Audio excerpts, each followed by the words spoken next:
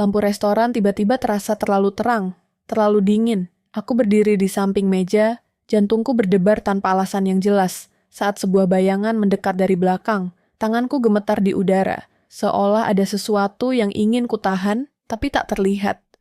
Nafasku terasa dangkal, sementara suara langkah itu berhenti tepat di sisiku. Aku tidak siap. Tidak ada persiapan, tidak ada pertahanan. Seseorang di ruangan ini tahu sesuatu yang tidak aku ketahui.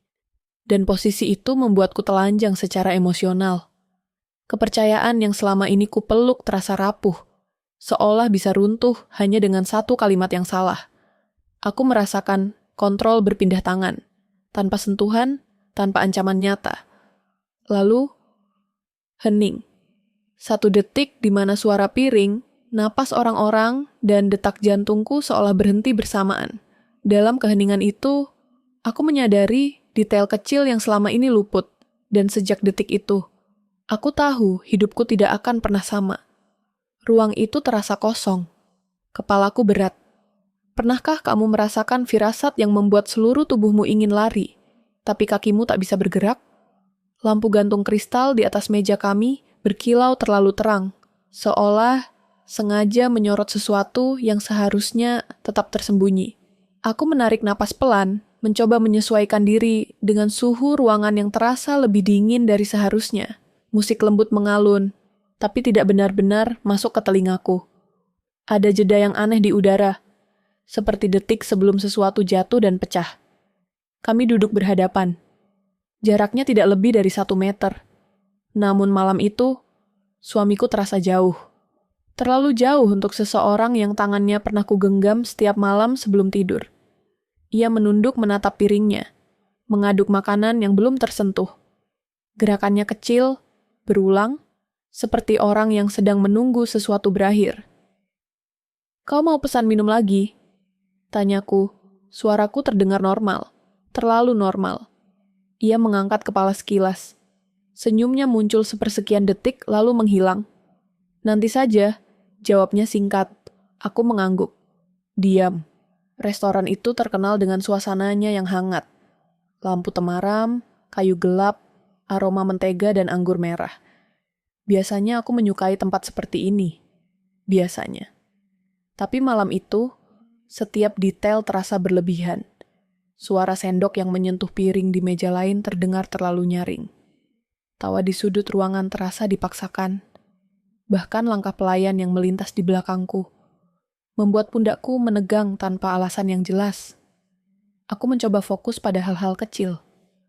Serbet kain di pangkuanku, uap tipis yang naik dari sup, detak jam di dinding yang hampir tak terdengar. Semua itu seharusnya menenangkanku. Namun justru sebaliknya. Ada rasa tidak nyaman yang merayap pelan, seperti air dingin yang masuk ke sepatu tanpa disadari. Suamiku kembali menunduk. Jarinya mengetuk meja sekali, lalu berhenti. Ia menyesap air putih, terlalu cepat, lalu meletakkan gelas dengan hati-hati yang berlebihan. Aku mengenal gerakan itu. Ia selalu begitu, saat gugup. Dulu, sebelum presentasi besar, sebelum bertemu orang-orang penting. Tapi malam ini, tidak ada alasan baginya untuk gugup. Setidaknya, tidak ada yang kuketahui. "Kau baik-baik saja?" Tanyaku lagi. Ia menghela napas, seolah pertanyaan itu mengganggunya. "Capek saja." Jawaban yang mudah, terlalu mudah. Aku ingin menerimanya. Aku ingin percaya bahwa semua ini hanya kelelahan, bahwa pikiranku saja yang terlalu sensitif. Aku sudah melalui minggu yang panjang. Pekerjaan menumpuk, tidur tidak teratur. Wajar jika perasaanku sedikit kacau. Aku mengingatkan diriku sendiri akan hal itu, seperti mantra yang diulang-ulang. Namun tubuhku tidak sepenuhnya mendengarkan. Ada sesuatu pada caranya menghindari tatapanku. Pada jeda, sebelum ia menjawab. Pada caranya memegang sendok, lalu meletakkannya kembali tanpa mencicipi makanan. Hal-hal kecil. Terlalu kecil untuk dituduh, terlalu besar untuk diabaikan. Aku melirik sekeliling. Pasangan di meja sebelah tertawa pelan, saling menyuapi. Seorang pria tua makan sendirian di dekat jendela, menatap keluar dengan ekspresi kosong. Di dekat pintu masuk, seorang pelayan berdiri sambil memeriksa daftar reservasi. Semua tampak normal. Terlalu normal. Namun perasaan diawasi itu kembali muncul. Bukan seperti tatapan langsung, melainkan kesadaran samar bahwa ada perhatian yang tidak seharusnya tertuju padaku. Aku menggeser posisi duduk, mencoba menangkap siapapun yang mungkin menatap terlalu lama. Tidak ada. Atau mungkin aku hanya tidak cukup jeli. Kita bisa pulang kalau kau lelah, kataku. Nada suaraku lembut menawarkan jalan keluar. Ia menggeleng cepat. Tidak, kita di sini saja. Nada itu tegas, hampir defensif. Aku terdiam. Ada bagian dari diriku yang ingin bertanya lebih jauh. Mengapa ia terlihat seperti orang yang terpojok? Mengapa malam makan malam yang ia rencanakan sendiri justru terasa seperti beban baginya? Namun bagian lain dari diriku yang lebih besar memilih diam. Karena bertanya berarti membuka pintu. Dan aku belum siap dengan apapun yang mungkin ada di baliknya. Aku teringat awal pernikahan kami. Makan malam sederhana di warung kecil. Tertawa tanpa beban, tatapan yang penuh. Kami tidak pernah kesulitan berbicara. Tidak pernah canggung dalam diam. Keheningan dulu terasa nyaman. Malam ini, keheningan terasa seperti dinding yang semakin menutup. Pelayan datang membawa hidangan utama. Aroma daging panggang menyebar. Biasanya itu membuatku lapar. Kali ini, perutku justru terasa mengeras. Aku memotong sepotong kecil, mengunyah perlahan, nyaris tanpa rasa. Mataku kembali mengarah ke suamiku. Ia akhirnya mulai makan, tapi gerakannya kaku, seperti orang yang melakukannya karena kewajiban. Restorannya bagus, katanya tiba-tiba, tanpa menatapku. Iya, jawabku. Pilihanmu selalu bagus. Aku berharap kalimat itu membuatnya tersenyum. Tidak terjadi. Ia hanya mengangguk, lalu kembali diam. Waktu terasa melambat. Setiap menit seperti memanjang. Aku mulai memperhatikan hal-hal yang biasanya luput. Jam tangan di pergelangan tangannya bergerak terlalu cepat. Ada noda kecil di manset kemejanya yang belum pernah kulihat sebelumnya. Ponselnya tergeletak di samping piring. Layar menghadap ke bawah. Ia selalu meletakkan ponselnya menghadap ke atas. Aku menahan diri untuk tidak bertanya. Suara kursi diseret di kejauhan membuatku tersentak. Aku menegakkan punggung, menyadari betapa tegangnya tubuhku. Aku bahkan tidak ingat kapan terakhir kali benar-benar bersandar dan rileks. Malam ini seperti ujian kesabaran yang tak kasat mata. Setelah ini, kita kemana? Tanyaku, lebih untuk memecah suasana. Langsung pulang, jawabnya cepat. Tidak ada rencana lanjutan. Tidak ada tawaran berjalan sebentar. Tidak ada keinginan memperpanjang malam.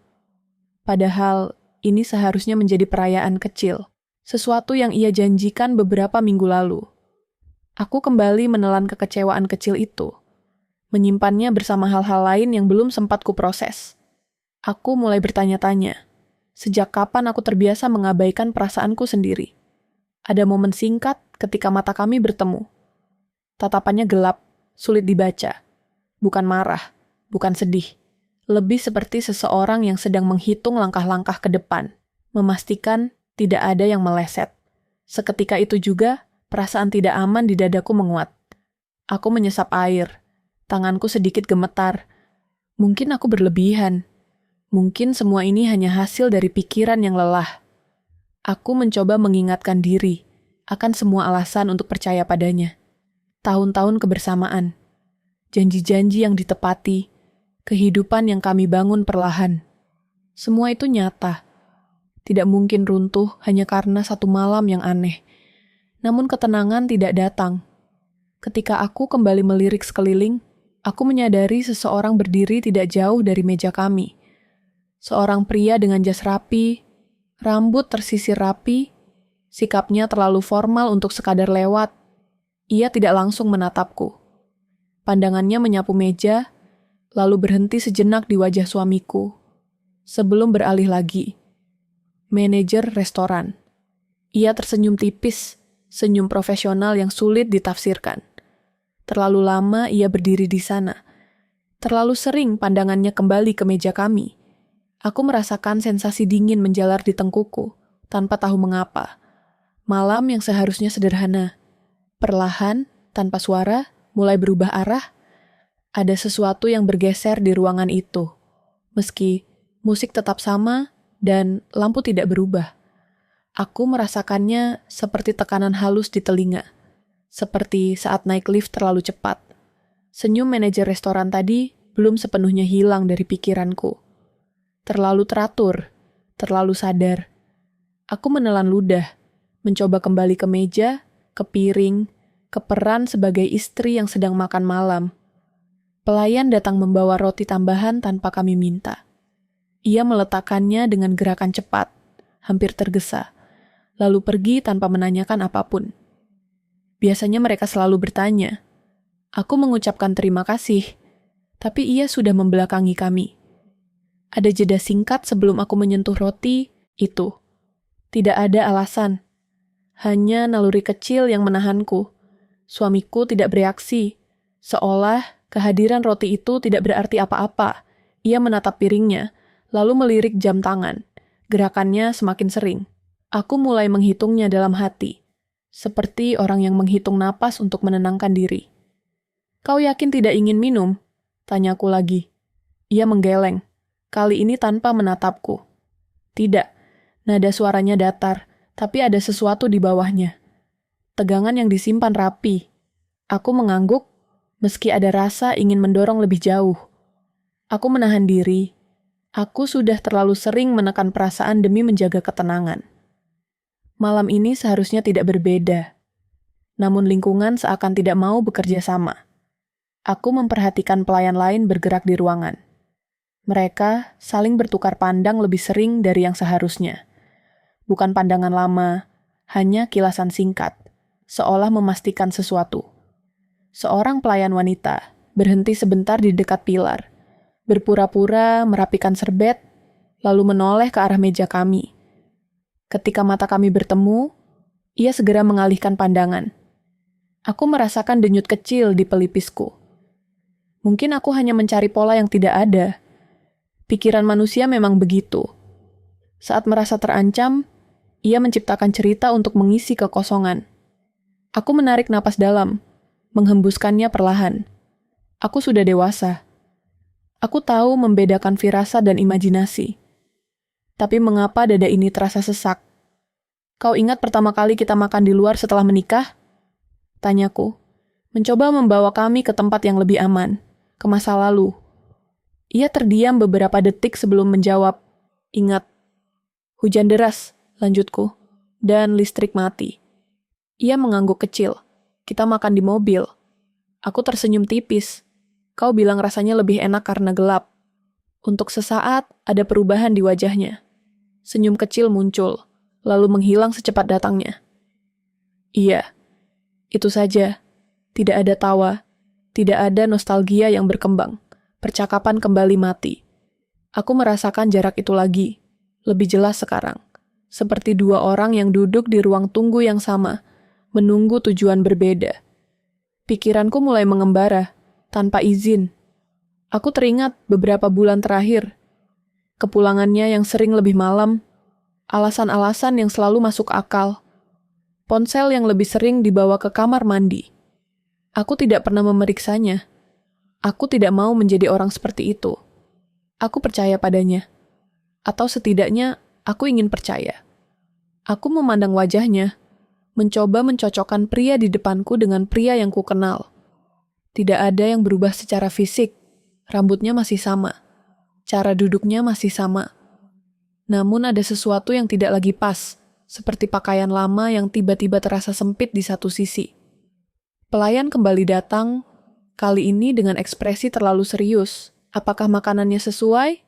Tanyanya. Ya, jawabku cepat. Sebelum ia pergi, aku melihat manajer restoran berdiri di belakangnya, sedikit menjauh. Ia tidak tersenyum kali ini, matanya bergerak cepat dari pelayan ke meja kami, lalu ke arah pintu dapur. Ada komunikasi yang terjadi tanpa kata. Aku tidak tahu isinya, tapi aku merasakannya. Aku memutar sendok di piring, membuat suara kecil yang langsung terdengar terlalu keras. Suamiku menoleh. Tatapannya tajam sesaat, lalu melembut. Kau tidak apa-apa. Pertanyaan itu terdengar tulus. Itu yang membuatnya berbahaya.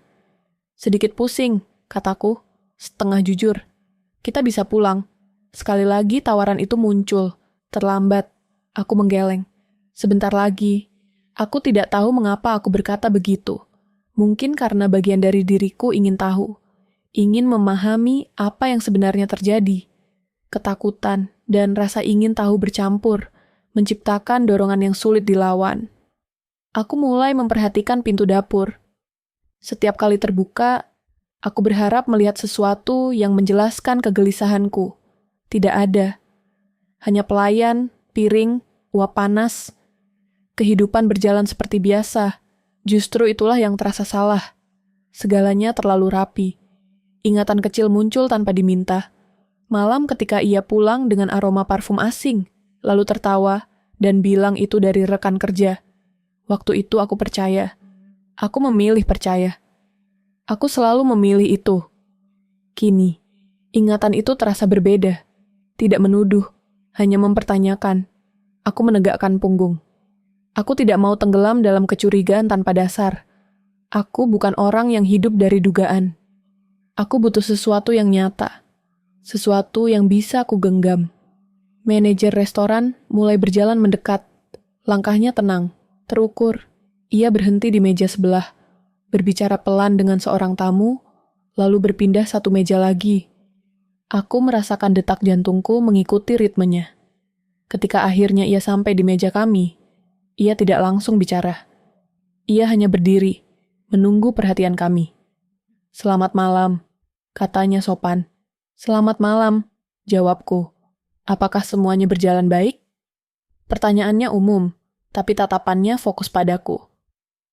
"Baik," jawab suamiku cepat sebelum aku sempat bicara. Manajer mengangguk. "Jika ada yang dibutuhkan, silakan beritahu." Ia tersenyum tipis lagi. Senyum yang sama seperti sebelumnya. Namun kali ini, aku melihat sesuatu di baliknya. Ketegangan yang ditahan. Seolah ia juga sedang menunggu. Setelah ia pergi, aku merasakan tangan suamiku menyentuh pergelangan tanganku. Sentuhan singkat, hangat. Terlalu tiba-tiba. "Jangan terlalu memikirkan hal-hal kecil," katanya pelan. Aku menatapnya. Aku tidak. Ia menghela napas, lalu melepaskanku. Sentuhan itu meninggalkan jejak dingin. Bagaimana ia tahu aku sedang memikirkan sesuatu? Aku tidak mengatakan apapun. Pertanyaan itu menggantung, tidak menemukan tempat untuk mendarat. Aku menyadari sesuatu yang sederhana tapi mengganggu. Ia lebih sadar akan reaksiku daripada biasanya. Seolah ia memperhatikan setiap perubahan kecil. Itu bisa berarti kepedulian atau kewaspadaan. Waktu terus berjalan. Piring kami hampir kosong. Aku sudah tidak merasakan lapar atau kenyang. Hanya kelelahan yang merambat pelan. Aku ingin malam ini berakhir. Tapi aku juga takut dengan apa yang menunggu setelahnya. Manajer restoran kembali muncul di pandanganku. Kali ini berdiri tidak jauh dari meja kami. Ia tidak mendekat. Ia hanya berdiri, berpura-pura mengamati ruangan. Namun aku bisa merasakan arah perhatiannya. Ada momen ketika pandangan kami bertemu. Ia tidak segera mengalihkan mata. Ia mengangkat alisnya sedikit. Gerakan kecil. Lalu ia menurunkan pandangan ke piringku yang hampir kosong sebelum kembali menatap wajahku. Tangannya bergerak perlahan, menyentuh dadanya sendiri, lalu ia menggeleng sangat pelan. Tidak ada kata, tidak ada suara. Tapi dadaku mengencang. Isyarat itu terasa seperti peringatan. Dan aku tahu, sejak saat itu, peringatan itu tidak bisa lagi diabaikan.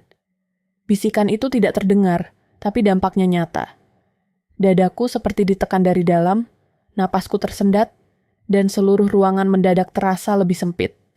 Aku menatap piringku, berusaha menenangkan tangan yang mulai bergetar. Tidak ada kata yang diucapkan, namun sesuatu telah berpindah tempat di dalam diriku. Aku mencoba tersenyum. Otot wajahku patuh, meski perasaanku tidak. Suamiku berbicara tentang hal remeh, tentang lalu lintas, tentang pekerjaan besok. Kata-katanya mengalir rapi, tanpa cela. Aku mendengarkan, mengangguk di waktu yang tepat, seperti aktor yang hafal naskah.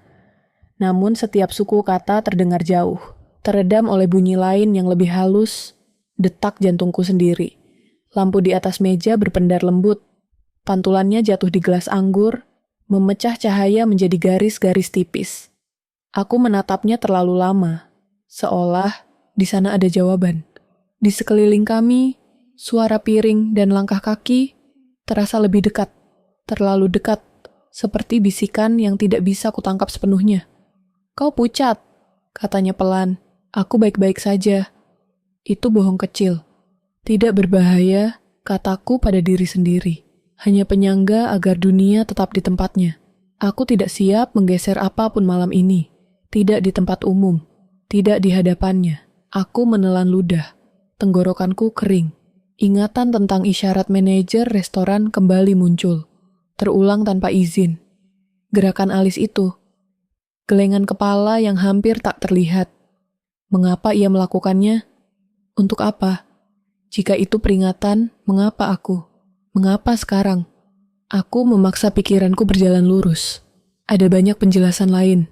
Mungkin aku salah menafsirkan. Mungkin manajer itu hanya terlalu perhatian. Mungkin aku hanya lelah. Namun setiap mungkin terasa rapuh, seperti kertas tipis yang basah. Suamiku menyentuh ponselnya. Gerakan cepat, refleks. Ia mengangkatnya sedikit, lalu meletakkannya kembali. Layar tetap menghadap ke bawah. Dulu, aku tidak pernah memperhatikan hal-hal seperti itu. Dulu, aku percaya tanpa menghitung.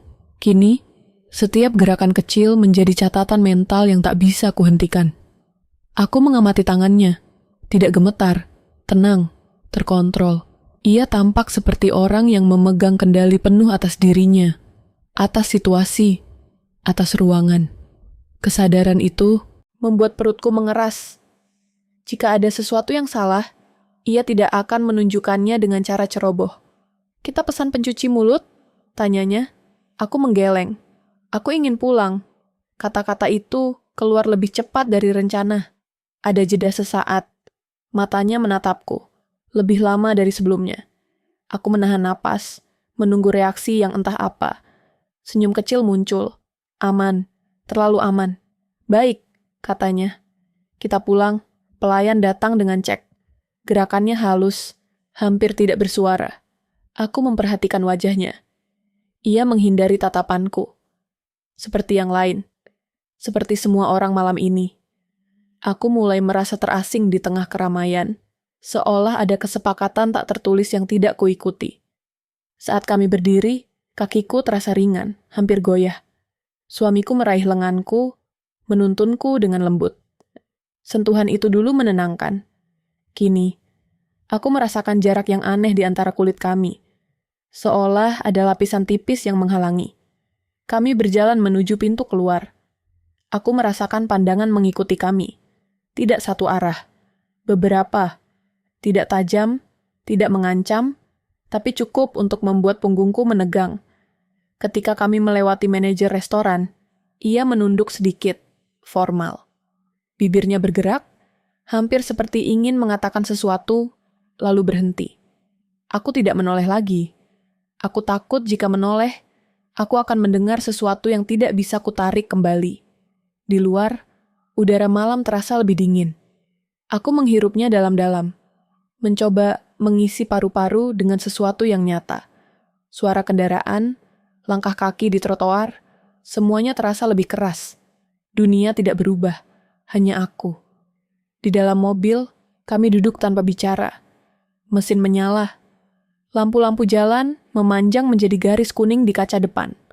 Aku menatapnya, membiarkan pikiranku berlari. Ingatan muncul satu persatu, seperti potongan film lama yang diputar ulang dengan sudut pandang baru. Waktu ia mulai sering pulang terlambat, wajahnya tetap tenang saat menjelaskan. Tidak pernah defensif, justru itu yang membuatku percaya. Waktu ia berhenti bercerita tentang pekerjaannya, dengan alasan ingin memisahkan urusan kantor dan rumah. Kedengarannya dewasa, masuk akal. Waktu aku bertanya tentang pesan singkat yang muncul di ponselnya, dan ia tertawa ringan, bilang itu grup kerja. Aku menerima semuanya. Tanpa perlawanan, tanpa pemeriksaan. Aku menoleh padanya. Ia fokus menyetir, kedua tangannya mantap di kemudi. Rahangnya mengeras sedikit, lalu rileks kembali. Gerakan kecil. Aku menyadarinya sekarang. Ia selalu begitu ketika sedang berpikir keras. Ketika sedang menyusun sesuatu. Kau diam, katanya. Aku lelah. Ia mengangguk. Tidak memaksa. Tidak bertanya lebih jauh. Itu seharusnya membuatku lega. Justru sebaliknya. Keheningan di antara kami terasa padat. Penuh kemungkinan yang tidak diucapkan. Sesampainya di rumah, aku langsung menuju kamar mandi. Aku butuh ruang tertutup. Aku menyalakan lampu, menatap pantulan wajahku di cermin. Mataku terlihat lebih besar, lebih gelap. Ada ketakutan di sana yang tidak bisa kusembunyikan dari diriku sendiri. Aku mencuci tangan lebih lama dari perlu. Air mengalir, suara konstan yang menenangkan. Aku menempelkan telapak tangan ke wastafel, merasakan dinginnya. Nyata. Aku di sini. Aku aman. Setidaknya, aku ingin percaya begitu. Di luar, aku mendengar langkahnya. Ia mengganti pakaian. Suara lemari dibuka, ditutup. Rutinitas yang kukenal. Namun kini, setiap suara terdengar seperti penanda waktu. Seperti hitungan mundur. Aku kembali ke kamar. Ia sudah duduk di tepi ranjang, menatap ponselnya. Ia mengangkat kepala. Tidur saja, katanya. Besok kita bicarakan. Bicarakan apa? Aku ingin bertanya. Namun kata-kata itu tertahan di tenggorokan. Aku mengangguk, berbaring di sisi ranjang. Lampu dimatikan. Gelap menyelimuti kami. Jarak di antara tubuh kami terasa lebih lebar dari biasanya. Aku memejamkan mata, tapi pikiranku tetap terjaga. Setiap tarikan napasnya terdengar jelas. Terlalu teratur, terlalu tenang. Aku bertanya-tanya, apakah ia juga terjaga? Apakah ia juga berpikir? Atau apakah ia sudah menyelesaikan perhitungannya jauh sebelum malam ini? Aku teringat wajah manajer restoran, tatapan itu. Bukan panik, bukan marah. Lebih seperti orang yang tahu sesuatu yang tidak seharusnya ia ketahui. Dan tidak tahu harus berbuat apa dengannya. Jika ia mencoba memperingatkanku, tentang apa? Tentang siapa? Pikiranku mulai menyusun potongan-potongan yang tidak ingin kusatukan. Ada kemungkinan-kemungkinan yang terlalu gelap untuk dihadapi. Aku mendorongnya menjauh. Aku tidak bisa berpikir seperti itu. Tidak tentang orang yang tidur di sampingku. Orang yang pernah berjanji menjagaku. Namun ketidaktahuan terasa semakin berbahaya. Seperti berdiri di ruangan gelap. Memilih tidak menyalakan lampu karena takut melihat apa yang ada di sana. Aku menyadari betapa rapuhnya posisiku. Betapa banyak kendali yang telah kuserahkan tanpa sadar. Aku membuka mata. Kegelapan menatap balik. Nafasku menjadi lebih pendek. Ada rasa dingin di tulang punggungku, bukan dari udara, melainkan dari kesadaran yang perlahan tumbuh. Bagaimana jika semua ini bukan kebetulan? Bagaimana jika ketenangannya adalah bagian dari sesuatu yang lebih besar? Bagaimana jika selama ini aku hanya melihat apa yang ingin kulihat? Ia bergerak sedikit, membalikkan badan. Aku membeku, menahan napas. Tangannya hampir menyentuhku, lalu berhenti. Jarak tipis itu terasa seperti jurang. Aku menyadari sesuatu yang membuat dadaku berdenyut keras. Jika aku salah, aku paranoid. Jika aku benar, aku berada dalam bahaya. Dan untuk pertama kalinya, aku mempertimbangkan kemungkinan yang paling menakutkan. Bahwa selama ini, aku mungkin sedang dimanipulasi. Aku bangun sebelum alarm berbunyi. Gelap masih menggantung di sudut kamar. Napas di sampingku terdengar stabil, terlalu tenang. Aku tidak bergerak. Bahkan kelopak mataku hanya terbuka setengah, cukup untuk memastikan ia masih di sana. Pikiranku sudah terjaga sejak beberapa jam lalu. Tubuhku menyusul belakangan. Aku menyadari satu hal dengan sangat jelas pagi itu. Aku harus hidup seperti orang yang tidak tahu apa-apa. Aku bergerak perlahan, hampir tanpa suara. Menggeser selimut, duduk di tepi ranjang. Setiap bunyi kain terasa terlalu keras di telingaku. Aku menunggu reaksi darinya. Tidak ada. Ia tetap terlelap. Wajahnya tenang, seperti orang yang tidak menyimpan apapun. Aku ke kamar mandi dan mengunci pintu. Baru setelah itu, aku menghembuskan napas panjang. Tanganku bergetar saat menyalakan keran. Air mengalir. Suaranya konstan, menenangkan. Aku menatap cermin. Wajah yang sama. Tidak ada tanda bahaya. Namun mataku berbeda. Lebih waspada. Lebih kosong. Aku mengulang satu kalimat dalam kepala. Jangan berubah. Jangan terlihat berubah. Sarapan kulakukan seperti biasa. Nasi, telur, kopi. Aku menyajikannya di meja makan dengan susunan yang sama seperti hari-hari sebelumnya. Ia keluar dari kamar, menyapaku dengan suara rendah. Pagi, pagi. Nada kami netral. Aman. Ia duduk, membuka ponsel, membaca sesuatu. Aku memperhatikan cara jempolnya bergerak. Cepat, terbiasa. Ia tidak menyadari tatapanku.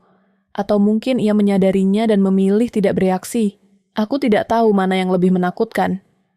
Kau hari ini ke kantor? Tanyaku. Iya, seperti biasa. Aku mengangguk. Aku juga. Percakapan selesai. Kami makan dalam diam yang rapi. Seperti dua orang yang sudah sangat lama hidup bersama. Tidak ada yang janggal di permukaan. Tapi di bawah meja, kakiku tegang, siap bergerak kapan saja. Setelah ia pergi, aku tidak langsung berangkat. Aku duduk di ruang tamu, mendengarkan suara mobilnya menjauh. Baru setelah sunyi benar-benar menetap, aku berdiri. Rumah ini terasa berbeda. Bukan karena berubah, tapi karena aku melihatnya dengan mata baru. Aku berjalan pelan, menyentuh permukaan meja, sandaran kursi, dinding, semua familiar. Semua berpotensi menyimpan sesuatu. Aku tidak tahu apa yang kucari, tapi naluriku berkata, aku harus mulai memperhatikan. Aku membuka jendela sedikit, membiarkan cahaya masuk. Debu menari di udara. Jam dinding berdetak. Waktu berjalan normal, hanya aku yang tidak. Hari itu aku bekerja seperti biasa. Aku tertawa di waktu yang tepat, menjawab pesan dengan nada ringan. Tidak ada yang curiga. Bahkan aku sendiri hampir lupa, di sela-sela rutinitas, bahwa aku sedang berpura-pura. Itulah bahayanya. Kepura-puraan bisa menjadi kebiasaan. Namun setiap kali ponselku bergetar, jantungku melompat. Setiap nama yang muncul di layar, aku membaca 2 kali. Pesan darinya singkat, biasa. Pulang agak malam. Aku membalas, oke. Jari-jariku dingin saat mengetik. Aku mulai mencatat hal-hal kecil. Jam ia pulang, alasan yang ia berikan, nada suaranya, tidak di kertas, di kepala. Aku tidak ingin meninggalkan jejak. Malam hari, aku memasak makan malam.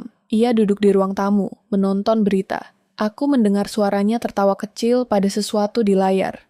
Aku ikut tersenyum dari dapur, memastikan ekspresiku terlihat alami jika ia menoleh. Ini seperti latihan, panjang tanpa akhir. Kau tidak lelah? Tanyanya saat aku menyajikan makanan. Sedikit, jawabku, tapi tidak apa-apa. Ia mengangguk, tidak bertanya lebih jauh. Itu konsisten dengan dirinya. Tidak memaksa, memberi ruang. Dulu, itu salah satu hal yang paling kusukai. Kini, aku bertanya-tanya apakah ruang itu sengaja diciptakan. Setelah makan, ia ke kamar mandi. Aku membereskan meja dengan cepat, lalu berdiri di dapur, mendengarkan suara air. Aku tahu, aku tidak seharusnya melakukan ini. Tapi kakiku sudah bergerak sebelum pikiranku sempat melarang. Aku berjalan ke ruang tamu, mengambil ponselnya yang tergeletak di sofa. Tanganku gemetar. Aku menatap layar yang terkunci. Aku tidak tahu kata sandinya. Tidak pernah tahu. Aku selalu percaya. Dan kepercayaan itu kini terasa seperti kesalahan fatal. Aku mengembalikan ponsel itu ke tempat semula tepat saat suara air berhenti. Jantungku berdebar keras. Aku kembali ke dapur, pura-pura mencuci piring yang sebenarnya sudah bersih. Ia keluar, mengeringkan rambut dengan handuk. Aku mau tidur lebih awal, katanya. Oke, kami masuk ke kamar. Lampu dimatikan, gelap. Aku berbaring dengan posisi yang sama seperti biasa. Punggungku menghadapnya. Aku mendengarkan napasnya hingga kembali teratur. Aku tidak tahu apakah ia benar-benar tidur. Aku tidak berani bergerak. Hari-hari berikutnya berlalu dalam pola yang sama. Aku belajar membaca tanda-tanda kecil. Cara ia menutup pintu. Cara ia menghela napas saat menerima telepon. Cara ia berhenti berbicara ketika aku masuk ruangan. Tidak ada yang cukup besar untuk dituduh. Semuanya cukup kecil untuk disangkal. Aku mulai bertanya pada diri sendiri, apa sebenarnya yang kutakuti? Bahwa ia menyembunyikan sesuatu? Atau bahwa aku benar? Suatu sore, aku pulang lebih cepat. Rumah kosong. Aku berdiri di tengah ruang tamu, mendengarkan sunyi. Aku tahu ini berbahaya. Tapi kesempatan seperti ini jarang datang. Aku masuk ke kamar kerjanya. Ruangan itu selalu rapi. Terlalu rapi. Aku membuka laci pertama. Dokumen lama. Tidak ada yang aneh. Laci kedua. Alat tulis. Buku catatan kosong. Aku hampir menutupnya ketika melihat satu amplop cokelat di bagian paling bawah. Namaku tertulis di sana. Tulisan tangannya. Dadaku mengencang. Aku tidak membukanya. Aku hanya memegangnya, merasakan ketebalannya. Amplop itu terasa berat, seolah berisi lebih dari kertas. Aku meletakkannya kembali persis seperti semula. Jantungku berdetak di telinga. Aku keluar ruangan itu dengan langkah cepat. Aku tidak siap. Belum. Malamnya, aku bersikap lebih lembut dari biasanya. Aku tertawa lebih sering. Aku bertanya tentang harinya. Ia tampak santai, bahkan sedikit lebih terbuka. Aku mencatat semuanya. Kepura-puraan ini bekerja. Atau setidaknya, belum gagal. Namun rasa lelah mulai merayap. Hidup dalam kewaspadaan konstan. Menguras sesuatu yang tidak bisa digantikan oleh tidur. Aku merasa terpisah dari diriku sendiri. Seperti sedang mengamati hidup orang lain. Beberapa hari kemudian, ia meninggalkan ponselnya di meja makan saat mandi. Kesempatan itu datang begitu saja. Jantungku berdetak keras. Aku berdiri, menghitung sampai 5, lalu mengambilnya. Layar menyala, tidak terkunci. Aku membeku. Aku tidak langsung menyentuh apapun. Aku mendengar suara air. Aku tahu, aku hanya punya waktu singkat. Aku membuka pesan terakhir. Tidak ada nama, hanya nomor. Pesannya singkat. Semua aman. Dia belum curiga. Aku menutup ponsel itu perlahan, seolah benda itu bisa meledak. Tanganku dingin. Keringat muncul di pelipis. Aku meletakkannya kembali tepat saat suara air berhenti. Aku duduk kembali di kursiku, menunduk, berpura-pura membaca sesuatu. Ia keluar, tersenyum kecil, mengambil ponselnya, tidak menyadari apapun. Aku tersenyum balik. Senyum terbaikku. Namun di dalam, sesuatu runtuh sepenuhnya. Pesan itu tidak menyebut namaku, tapi aku tahu siapa dia yang dimaksud. Aku. Dan di saat itulah aku mengerti, dengan kejernihan yang menakutkan, bahwa bertahan saja tidak cukup lagi. Aku tidak langsung bereaksi setelah membaca pesan itu. Aku belajar satu hal penting dalam beberapa hari terakhir. Reaksi adalah kemewahan yang tidak lagi kumiliki. Kepanikan hanya akan membuatku terlihat. Dan terlihat dalam kondisi seperti ini berarti berbahaya. Pagi itu aku bangun seperti biasa. Menyiapkan sarapan. Menyapa dengan nada netral. Tidak ada yang berubah di permukaan. Namun di dalam kepalaku, aku mulai menyusun peta. Siapa tahu apa? Siapa mungkin tahu? Siapa bisa menjadi jalan keluar? Dan siapa yang sebaiknya tetap berada di kejauhan? Kepercayaan tidak lagi gratis. Aku memutar ulang satu wajah dalam pikiranku. Manajer restoran itu. Tatapannya. Isyarat kecil yang terlalu spesifik untuk sekadar kebetulan. Jika ada orang asing yang cukup berani memberi peringatan tanpa kata, berarti ia tahu sesuatu. Atau setidaknya, ia curiga. Dan kecurigaan yang datang dari luar lingkaranku terasa lebih jujur daripada ketenangan di dalam rumah sendiri. Aku tidak bisa kembali ke restoran itu secara terang-terangan. Terlalu berisiko. Aku memilih siang hari, beberapa hari kemudian. Jam sepi. Alasan sederhana. Aku bilang pada suamiku ada urusan kantor. Ia mengangguk tanpa bertanya. Itu memudahkanku, sekaligus membuat tengkukku dingin. Restoran itu tampak berbeda di siang hari. Cahaya matahari masuk melalui jendela besar, memperlihatkan detail yang malam sebelumnya tersembunyi. Tidak ada musik, tidak ada gaung tawa, hanya suara gelas dan langkah pelayan. Aku duduk di meja dekat jendela, punggungku menghadap dinding. Posisi aman. Aku menunggu. Tidak lama kemudian, ia muncul. Tidak dengan jas malam itu. Kemeja polos, lengan digulung, wajahnya sama tenangnya. Namun kali ini, ia menatapku lebih lama. Seolah memastikan aku memang datang sendirian. Kopi? Tanyanya. Iya. Ia sendiri yang membuatkannya. Aku memperhatikan caranya bergerak. Tidak tergesa, tidak gugup. Orang yang terbiasa menyembunyikan sesuatu tidak selalu terlihat tegang, justru sering terlihat terlalu terkendali. Ia meletakkan cangkir di depanku. Anda ingin bicara? Aku tidak langsung menjawab. Aku menyesap kopi, membiarkan jeda itu berbicara lebih dulu. Saya ingin bertanya, kataku akhirnya. Apa yang Anda maksud malam itu? Ia menatapku. Tidak terkejut. Itu jawaban pertama yang kuterima. Saya tidak mengatakan apa-apa. Tapi Anda mengatakan sesuatu. Ia menarik kursi, duduk berhadapan denganku. Jarak kami aman, terbuka. Tidak ada bisik-bisik, tidak semua peringatan perlu suara. Kalimat itu membuat dadaku mengencang. Aku menahan ekspresi. Anda mengenal suami saya? Ia menggeleng pelan, tidak secara pribadi. Namun Anda tahu sesuatu. Ia terdiam cukup lama hingga aku hampir berpikir ia tidak akan menjawab. Lalu, dengan suara rendah tapi stabil, ia berkata, "Saya mengenali pola. Aku menunggu." Ia melanjutkan, "Beberapa tamu tidak datang untuk makan. Mereka datang untuk memastikan sesuatu tetap terkendali." "Dan saya?" tanyaku. "Anda terlihat seperti seseorang yang tidak seharusnya ada di tengah itu." Aku merasakan getaran halus di tanganku. Tengah apa? Ia menatap cangkir kopinya. Itu bukan sesuatu yang bisa saya jelaskan di tempat umum. Aku hampir tertawa kecil karena ironinya. Aku sudah hidup dalam bahaya, tapi penjelasanlah yang dianggap terlalu berisiko. Anda sudah memberi peringatan, kataku. Setengah kebenaran lebih berbahaya dari kebohongan. Ia mengangguk. Saya tahu. Kami terdiam. Keheningan itu berat, tapi jujur.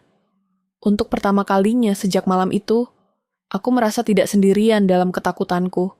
Namun perasaan itu rapuh. Sekutu bisa berubah. Informasi bisa menjadi senjata. Apa yang Anda inginkan? Tanyaku. Ia mengangkat pandangan. Saya ingin Anda berhati-hati. Itu saja.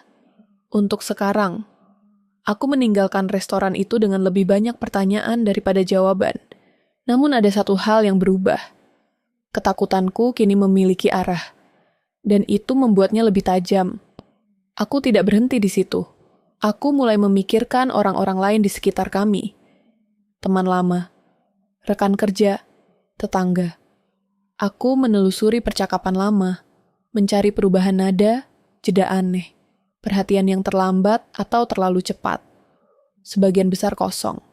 Tapi satu nama terus muncul dalam pikiranku, Rina. Teman lamaku.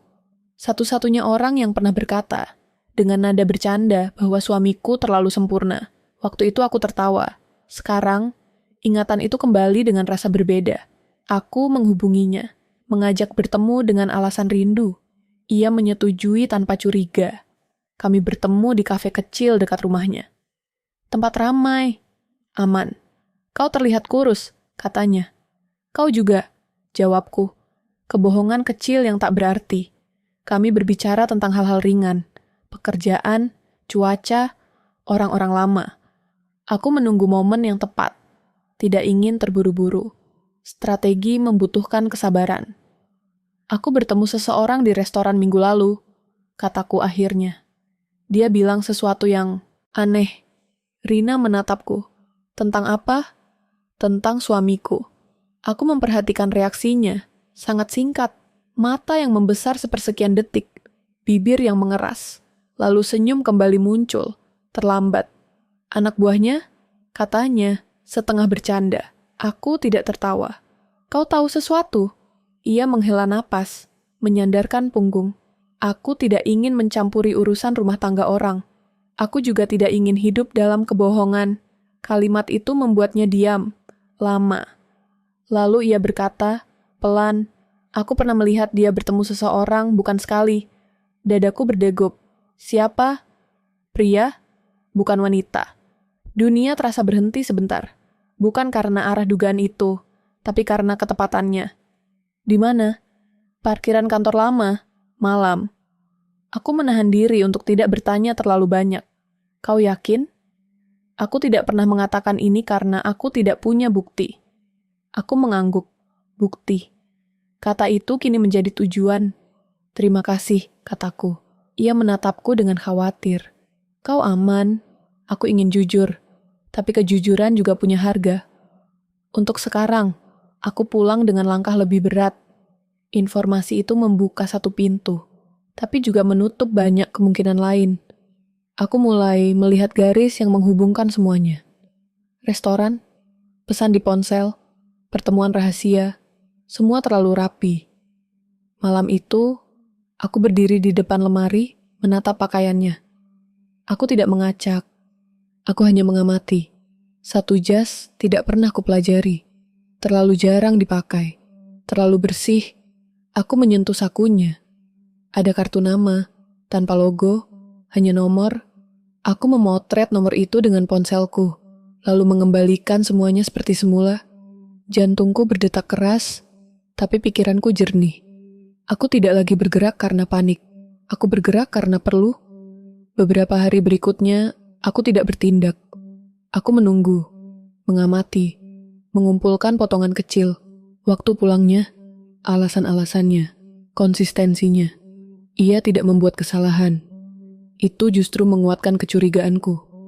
Suatu malam, saat ia tertidur lebih cepat dari biasanya, aku membuka laptop lama di lemari, yang jarang ia sentuh. Aku tidak tahu apa yang kucari. Aku hanya tahu aku harus mulai di sana. Butuh waktu lama sebelum aku menemukan folder tersembunyi. Tidak terkunci, hanya disembunyikan. Di dalamnya hanya satu file. Rekaman suara. Tanggalnya beberapa bulan lalu. Aku tidak memutarnya malam itu. Tanganku gemetar. Aku tahu, sekali aku mendengarnya, tidak ada jalan kembali. Aku menutup laptop, menyimpannya kembali. Aku duduk di tepi ranjang, menatap kegelapan. Aku sudah terlalu jauh untuk berpura-pura tidak tahu. Namun aku juga belum cukup kuat untuk menghadapi segalanya. Manajer restoran, Rina. Nomor di kartu, file rekaman. Semua titik itu kini berada di satu garis lurus. Dan garis itu mengarah pada satu hal. Konfrontasi. Aku berbaring, memunggunginya. Napasku pelan, terukur. Aku menyadari sesuatu dengan kejernihan yang membuatku takut. Semua ini bukan lagi tentang bertahan. Ini tentang memilih sisi. Dan apapun yang akan terjadi, tidak ada lagi ruang untuk mundur. Semua mengarah pada satu titik. Aku berhenti menunggu. Menunggu hanya membuatku kecil. Dan kecil adalah posisi paling berbahaya. Pagi itu, aku menatap pantulan diriku di cermin lebih lama dari biasanya. Tidak ada air mata. Tidak ada gemetar. Hanya kelelahan yang mengeras menjadi sesuatu yang lain. Keberanian, mungkin. Atau putus asa yang rapi. Aku menarik napas panjang, memastikan wajahku kembali ke versi yang ia kenal. Aku akan memancingnya, bukan dengan tuduhan, bukan dengan amarah. Itu terlalu mudah dibaca. Aku memilih cara yang lebih berbahaya, kejujuran setengah, umpan kecil. Cukup untuk mengusik, tidak cukup untuk membuka kartu. Saat sarapan, aku menyebut nama restoran itu. Santai, seolah lewat saja. Tempat itu masih enak, kataku. Aku sempat ingin kembali siang hari. Sendoknya berhenti sepersekian detik. Sangat singkat. Jika aku tidak memperhatikannya, aku akan melewatkannya. Untuk apa? Tanyanya, nada suaranya netral. Bertemu teman, jawabku. Kebetulan dia di sekitar sana. Ia mengangguk, melanjutkan makan, tidak bertanya siapa. Itu bukan kebiasaannya. Biasanya ia ingin tahu. Biasanya ia peduli. Kekosongan itu berbicara lebih keras daripada rasa ingin tahu. Aku tersenyum kecil. Manajernya ramah, tambahku. Mengingatkanku pada seseorang. Kali ini ia menatapku. Tatapannya tidak lama, tapi cukup untuk membuat dadaku menegang. Seseorang? Ya, orang yang terlalu memperhatikan. Keheningan jatuh di antara kami. Tidak berat, justru terlalu ringan, seperti jeda yang disengaja. Ia tersenyum tipis. Kau memang sering diperhatikan, katanya. Pujian. Penutup. Ia ingin menutup topik itu dengan hal manis. Aku membiarkannya. Untuk sekarang, hari itu aku memperhatikan setiap interaksi kami dengan jarak emosional yang baru. Aku tidak lagi berada di dalamnya. Aku berdiri sedikit di luar, mengamati. Cara ia menatapku saat aku tertawa. Cara ia mengoreksi nada suaranya agar tetap lembut, semua terkontrol. Terlalu terkontrol. Malamnya, aku sengaja pulang lebih larut. Aku tidak memberi kabar. Ponselku kubiarkan bergetar di dalam tas. Ketika aku akhirnya membuka pintu rumah, lampu ruang tamu menyala. Ia duduk di sana, menungguku. Kau dari mana? Tanyanya. Nonton. Jawabku singkat. Dengan siapa? Aku melepas sepatu perlahan. Teman. Ia berdiri, mendekat satu langkah, tidak menyentuh. Kau biasanya memberi kabar. Biasanya, kataku. Aku menatapnya lurus, tapi tidak selalu. Ada sesuatu yang bergerak di wajahnya, bukan marah, bukan cemburu, lebih seperti perhitungan ulang. Aku merasakannya. Aku baru saja menggeser papan permainan. Ia mengangguk pelan. Lain kali beritahu, aku melewatinya menuju kamar. Jantungku berdegup kencang, tapi langkahku stabil. Ini bukan kemenangan. Ini hanya uji coba. Dan aku baru saja melihat reaksinya. Hari-hari berikutnya, aku terus mendorong batas. Sedikit demi sedikit, aku lebih sering keluar. Lebih sering menyendiri. Aku menyimpan ponselku dengan layar menghadap ke bawah, seperti kebiasaannya. Aku menjawab pesan lebih singkat. Aku menciptakan jarak, dan membiarkannya merasakannya. Ia mulai memperhatikannya. Kau berubah, katanya suatu malam. Aku tidak menoleh dari buku. Orang memang berubah. Kenapa? Aku menutup buku, menatapnya. Karena tidak semua hal aman untuk tetap sama. Ia menatapku lama. Kali ini, senyumnya tidak muncul. Kau menyiratkan sesuatu? Aku mengangkat bahu. Aku hanya bicara. Itu permainan yang ia kenal. Permainan yang selama ini ia mainkan padaku. Kini, aku mengembalikannya. Dan aku bisa melihat ketidaknyamanannya tumbuh. Aku memutuskan langkah berikutnya dengan hati-hati. File rekaman di laptop lama itu terus menghantui pikiranku. Aku tidak tahu isinya, tapi aku tahu ia ada. Dan keberadaannya saja sudah cukup menjadi senjata, jika ia tahu aku tahu. Suatu malam, saat kami duduk di ruang tamu, aku menyebutnya. Seolah tanpa beban, aku menemukan laptop lamamu. Ia menoleh. Cepat. Terlalu cepat. Untuk apa? Membersihkan file, kataku. Sudah lama tidak dipakai. Ia berdiri, berjalan ke arah dapur, mengambil air minum. Gerakannya tampak biasa, tapi aku bisa merasakan perubahan irama di udara. Laptop itu tidak penting, katanya. Isinya lama. Beberapa hal lama justru menarik, jawabku. Ia berhenti minum. Menatapku dari jauh. Kau membukanya? Aku menggeleng. Belum. Kata itu menggantung, memberi ruang bagi imajinasinya. Aku melihat rahangnya mengeras. Ia tersenyum, tapi senyum itu tidak sampai ke mata. Kalau begitu, biarkan saja. Aku mengangguk. Tentu. Malam itu, aku tahu aku telah menyentuh sesuatu yang sensitif, dan sentuhan itu tidak akan dibiarkan begitu saja. Perubahan berikutnya lebih halus. Ia menjadi lebih hadir, lebih perhatian. Pesan-pesan singkat di siang hari. Pujian kecil. Ajakan makan malam. Upaya mengembalikan ritme lama. Ini bukan rekonsiliasi. Ini pengendalian. Aku menerimanya. Aku tersenyum. Aku tertawa. Aku memainkan peranku dengan sempurna. Dan di balik itu, aku mencatat setiap pergeseran. Aku mulai merasakan sesuatu yang baru. Bukan hanya takut, ada kemarahan yang tertahan. Bukan amarah meledak-ledak, tapi dingin dan fokus. Ia telah mempermainkanku. Dan kini, ia tahu aku tidak lagi sepenuhnya di tangannya. Suatu sore, aku pulang dan menemukan pintu kamar kerja sedikit terbuka. Itu jarang terjadi. Ia selalu menutupnya rapat. Aku berhenti di ambang pintu, mendengarkan, sunyi. Di dalam, beberapa berkas tergeletak di meja. Tidak ada sebelumnya. Aku tidak menyentuh apapun. Aku hanya melihat. Sebuah nama muncul berulang di beberapa dokumen. Bukan namaku. Bukan nama yang kukenal. Namun cara ia ditulis terasa penting. Aku menutup pintu perlahan. Jantungku berdegup keras. Ini bukan kelalaian. Ini pesan. Atau jebakan. Malamnya, ia menatapku lebih lama dari biasanya. Kau tidak masuk kamar kerja hari ini? Tanyanya. Aku menggeleng. Tidak, ia mengangguk. Terlalu cepat. Bagus. Nada itu tidak netral. Ada peringatan di sana. Aku merasakannya menempel di kulitku seperti udara dingin.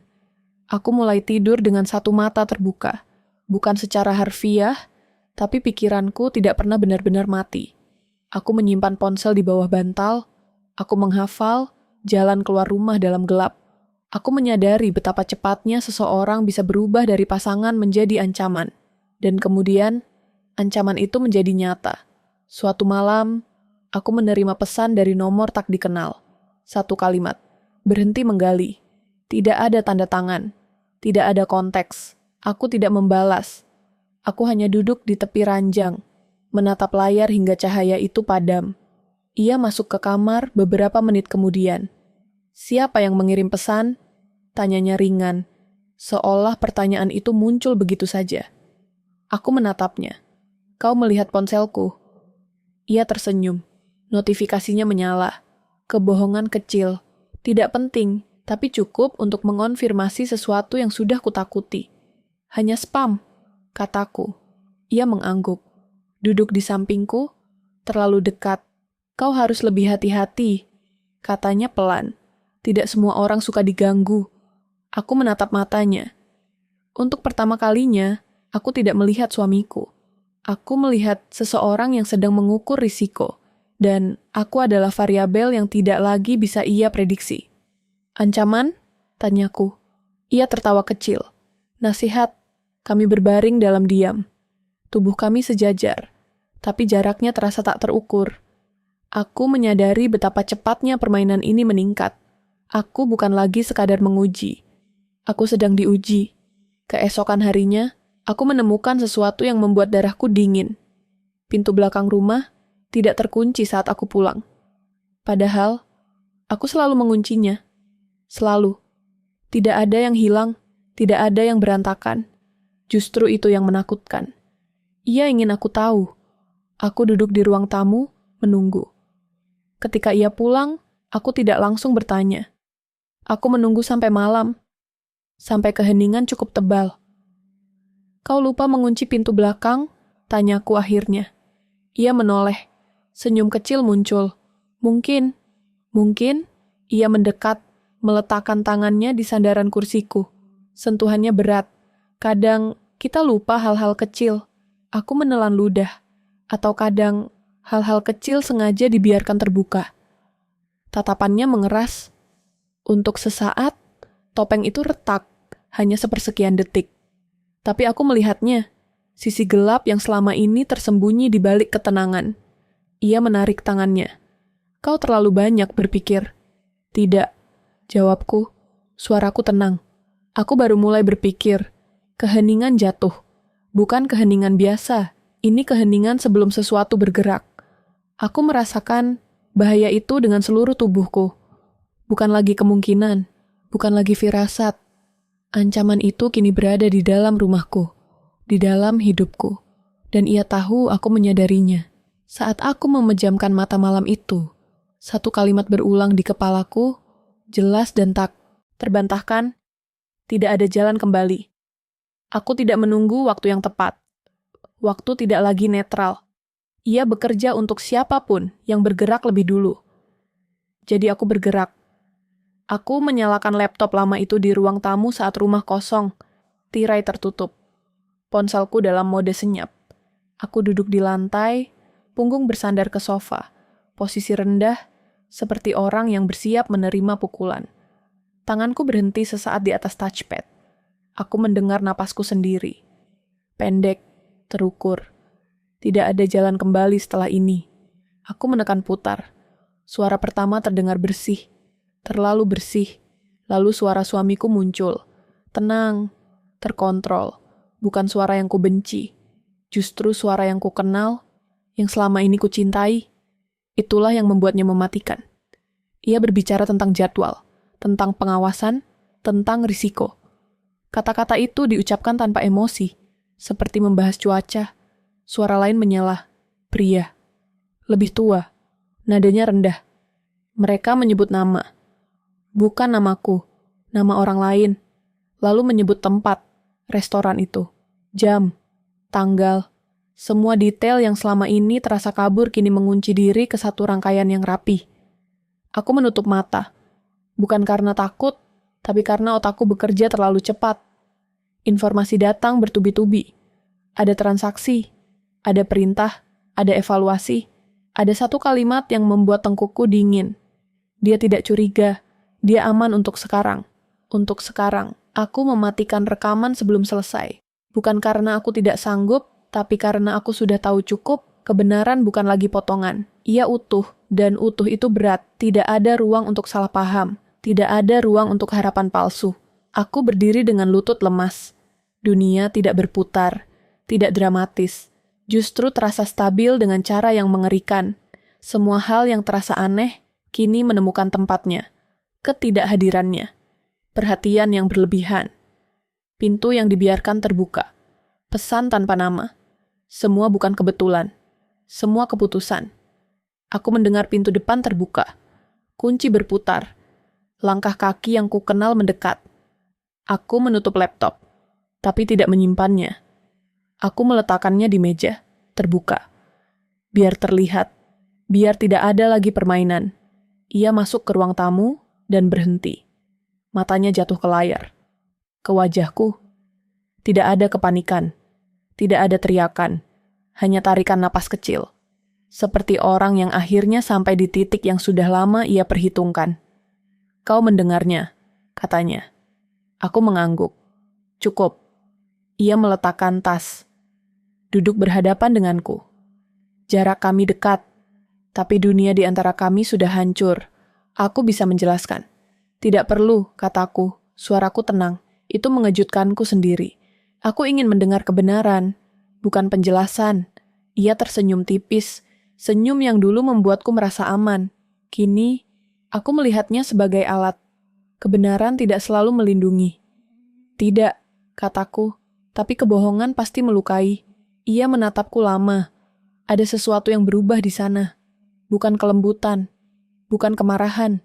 Lebih seperti keputusan. Kau tidak seharusnya berada di jalur ini. Aku berada di hidupku sendiri. Ia menghela napas. Kau aman karena aku memastikan kau aman. Kalimat itu membuat dadaku mengencang. Dari siapa? Ia tidak langsung menjawab. Keheningan itu berbicara lebih banyak dari apapun. Dari orang-orang yang tidak akan berhenti jika kau mulai bicara. Termasuk kau. Ia mengangkat bahu. Aku tidak menginginkan ini berakhir buruk. Aku tertawa kecil. Bukan karena lucu, karena absurditasnya. Ini sudah buruk. Ia condong sedikit ke depan. Dengarkan aku. Kita bisa pergi. Sekarang, aku punya rencana. Kau tidak perlu terlibat. Anggap semua ini mimpi buruk yang selesai sebelum pagi. Aku menatap wajahnya. Mencari sisa orang yang pernah kupilih. Yang pernah kupercaya. Aku menemukannya terkubur di bawah lapisan keputusan yang dingin. Dan keadilan? Keadilan? Ia menggeleng. Itu konsep yang mahal. Aku berdiri. Kaki-kakiku terasa berat tapi stabil. Aku sudah memilih. Ia juga berdiri. Gerakannya cepat, terlalu cepat. Jangan bodoh. Aku mengambil ponselku dari meja, menunjukkannya. Rekaman ini tidak satu-satunya. Ia membeku. Untuk pertama kalinya, aku melihat retakan itu jelas. Bukan di wajah, di napasnya. Kau menggertak. Tidak, kataku. Aku menyiapkan. Ia menatapku dengan mata yang kini lebih gelap. Kau tidak tahu konsekuensinya. Aku tahu satu, jawabku. Jika aku diam, aku hidup dalam kebohongan. Jika aku bicara, aku mungkin tidak aman. Ia tersenyum miring. Dan kau memilih tidak aman. Aku mengangguk. Aku memilih benar. Keheningan menebal. Jam dinding berdetak. Aku bisa mendengar mobil lewat di luar. Dunia berjalan seperti biasa. Hanya rumah ini yang berhenti bernapas. Berikan rekamannya, katanya pelan. Aku menggeleng. Aku sudah mengirim salinan. Ke siapa? Orang yang tahu harus berbuat apa? Ia tertawa kecil, tapi tidak ada humor di sana. Kau pikir itu akan menyelamatkanmu? Aku pikir itu akan menghentikanmu. Ia mendekat satu langkah. Aku tidak mundur. Jarak kami tinggal satu napas. Kau tidak mengerti jaringan ini. Aku mengerti satu hal, kataku. Kau menggunakanku sebagai penutup. Wajahnya mengeras. Aku melindungimu. Dengan berbohong. Dengan bertahan. Aku menelan ludah. Dengan menjadikanku target. Tangannya terangkat sedikit, lalu turun. Ia mundur setengah langkah. Jika kau melanjutkan ini, aku tidak bisa menjamin apapun. Ancaman? Tanyaku. Peringatan, katanya. Kata yang sama, diucapkan dengan nada yang sama, seperti dulu ia menasihatiku tentang hal-hal kecil. Ironi itu hampir membuatku tersenyum. Aku duduk kembali. Tiba-tiba, sangat lelah. Aku akan pergi malam ini. Kemana? Tempat yang tidak kau ketahui. Ia menatapku lama. Itu berbahaya. Semua sudah berbahaya. Ia memejamkan mata sebentar. Ketika membukanya, aku tahu keputusan telah dibuat. Jika kau keluar dari pintu itu dengan ini, katanya, menunjuk laptop, kau mengubah semuanya. Aku tahu. Dan kau tidak bisa kembali. Aku mengangguk. Aku tidak ingin kembali. Kami berdiri dalam jarak aman. Tidak ada sentuhan. Tidak ada teriakan. Hanya dua orang yang pernah saling memilih. Kini berdiri di sisi yang berlawanan dari satu kebenaran yang sama. Aku mengemasi tas kecil. Pakaian seperlunya, dokumen, ponsel cadangan, laptop. Setiap benda terasa berat, seolah membawa konsekuensi sendiri. Ia mengikutiku dengan pandangan. Tidak mencoba menghentikan. Itu lebih menakutkan daripada paksaan. Di ambang pintu, aku berhenti. Satu hal, kataku. Ia menoleh. Apakah kau pernah mencintaiku? Ia terdiam lama, terlalu lama. Aku mencintaimu dengan cara yang kupunya. Aku mengangguk. Jawaban itu cukup. Aku membuka pintu. Udara malam menyentuh wajahku. Dingin, nyata. Aku melangkah keluar tanpa menoleh lagi. Pintu tertutup di belakangku dengan suara pelan. Tidak dramatis. Justru itu yang membuatnya final. Aku berjalan cepat ke mobil. Mesin menyala. Lampu depan memotong gelap. Saat aku melaju, ponselku bergetar. Nomor tak dikenal. Aku tidak mengangkatnya. Lalu pesan masuk. Satu kalimat. Kau membuat pilihan yang sulit. Aku tidak membalas. Beberapa blok dari rumah, lampu biru merah muncul di spion. Jantungku melonjak. Mobil itu mengikuti. Bukan polisi. Terlalu senyap. Aku berbelok. Mereka berbelok. Aku mempercepat. Mereka menjaga jarak. Aku mengingat apa yang ia katakan. Jaringan. Konsekuensi. Aku menarik napas. Menjaga kemudi tetap lurus. Aku tidak panik. Panik membuat kesalahan. Ponselku bergetar lagi. Kali ini dari kontak yang kusimpan tanpa nama. Aku mengangkatnya. Aku diikuti, kataku. Terus jalan. Suara di seberang tenang. Jangan ke rumah aman. Aku tahu. Bukti sudah diterima, katanya. Tapi kau harus bertahan malam ini. Aku menutup telepon. Lampu di belakang semakin dekat. Aku berbelok tajam ke jalan sempit. Mobil itu melambat, lalu berhenti. Aku tidak berhenti. Aku terus melaju hingga napasku kembali normal. Aku berhenti di parkiran gelap, mesin mati. Aku duduk dalam kegelapan, mendengarkan detak jantungku. Aku masih hidup. Untuk sekarang. Ponselku bergetar sekali lagi. Pesan masuk dari nomor yang sangat kukenal. Aku tidak bisa melindungimu lagi. Aku menatap layar itu lama. Kalimat itu bukan ancaman, itu pengakuan. Aku mematikan ponsel. Aku bersandar, memejamkan mata. Kebenaran telah diucapkan. Pilihan telah dibuat. Keadilan sedang bergerak, lambat dan mahal. Dan aku tahu, konsekuensinya belum selesai. Aku terbangun oleh cahaya pagi yang tidak kukenal. Tirai tipis berwarna pucat membiarkan sinar matahari masuk tanpa izin, menyentuh wajahku dengan lembut, seolah dunia mencoba bersikap normal kembali. Butuh beberapa detik sebelum aku ingat di mana aku berada. Kamar ini bukan rumahku. Bukan rumah yang pernah kupikir aman. Napas pertamaku terasa berat. Bukan karena ketakutan, tapi karena kesadaran penuh bahwa semuanya telah terjadi. Tidak ada lagi yang perlu dibuktikan. Tidak ada lagi yang perlu dikejar. Kebenaran sudah keluar dari persembunyiannya. Dan aku masih di sini. Aku duduk perlahan. Lantai kayu berderit pelan di bawah kakiku. Suara itu membuatku terdiam. Aku menunggu respons dari tubuhku sendiri. Lonjakan panik, dorongan untuk lari, tidak ada. Hanya kelelahan yang dalam. Sejenis kelelahan yang tidak bisa disembuhkan dengan tidur. Tempat ini sederhana. Rumah aman. Kata mereka, tidak ada foto di dinding, tidak ada benda pribadi, sengaja, agar siapapun bisa tinggal tanpa meninggalkan jejak. Aku mengerti sekarang, mengapa hal itu penting. Identitas lama adalah sesuatu yang harus kulepaskan, setidaknya untuk sementara. Aku membuat kopi dengan tangan yang masih sedikit gemetar. Aroma pahitnya memenuhi ruangan kecil itu. Aku memegang cangkir dengan kedua tangan. Membiarkan panasnya meresap ke kulit. Sensasi sederhana. Nyata. Aku membutuhkannya. Berita datang bertahap. Tidak dramatis. Tidak seperti di film. Hanya panggilan singkat. Pesan terenkripsi. Kalimat-kalimat pendek yang menyampaikan perubahan besar. Investigasi berjalan. Beberapa nama disebut. Beberapa koneksi diputus. Jaring yang selama ini tersembunyi mulai terlihat. Lalu perlahan ditarik ke permukaan. Namanya disebut sekali. Tidak dengan kebencian. Tidak dengan simpati. Hanya sebagai bagian dari rangkaian. Itu menyakitkan dengan cara yang tidak bisa dijelaskan. Orang yang pernah berbagi hidup denganku, kini menjadi entry dalam laporan. Apa kau ingin tahu detailnya? Tanya suara di telepon. Aku menatap jendela. Cahaya bergerak pelan di lantai.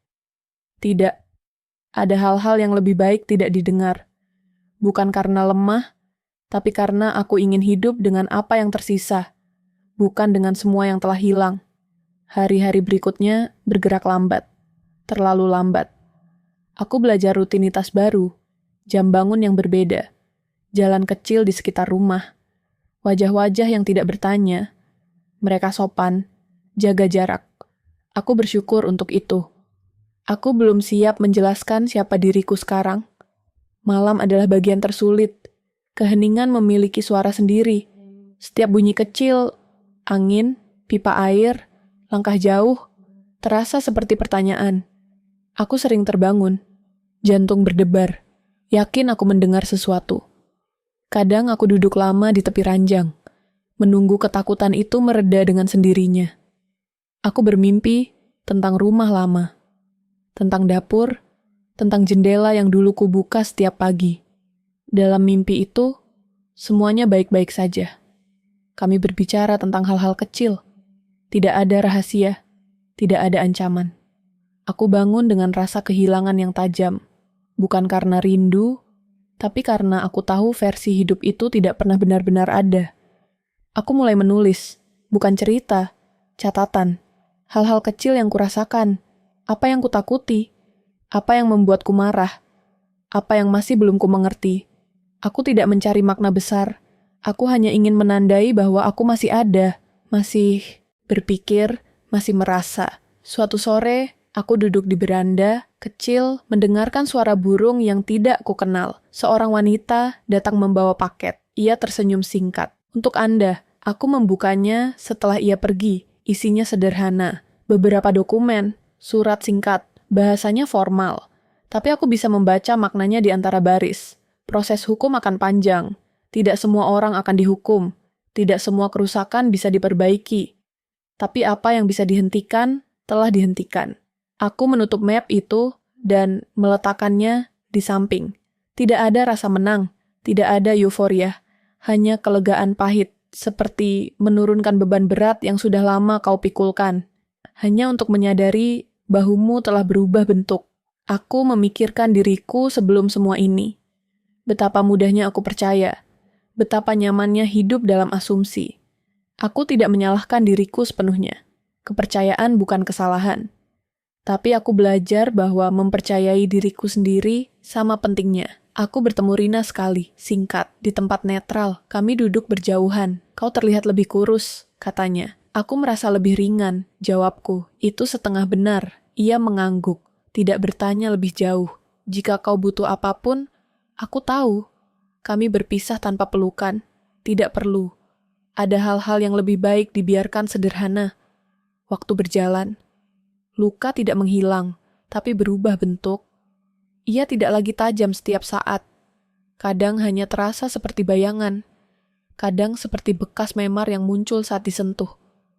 Aku belajar hidup dengannya, bukan melawannya. Aku mulai memikirkan masa depan dengan cara yang berbeda. Tidak besar, tidak jauh, hanya langkah berikutnya. Pekerjaan baru, tempat tinggal baru, rutinitas yang kubangun sendiri. Aku tidak lagi menginginkan kepastian mutlak. Aku menginginkan kejujuran, bahkan jika itu tidak nyaman. Suatu malam, aku berdiri di depan cermin lagi.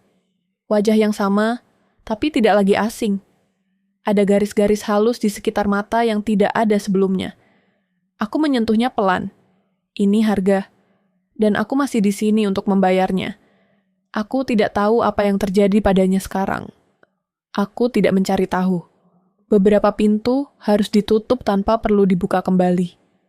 Bukan karena benci, tapi karena aku memilih hidup. Pagi terakhir di rumah itu, aku mengemas barang-barangku. Tidak banyak. Buku catatan, beberapa pakaian, ponsel.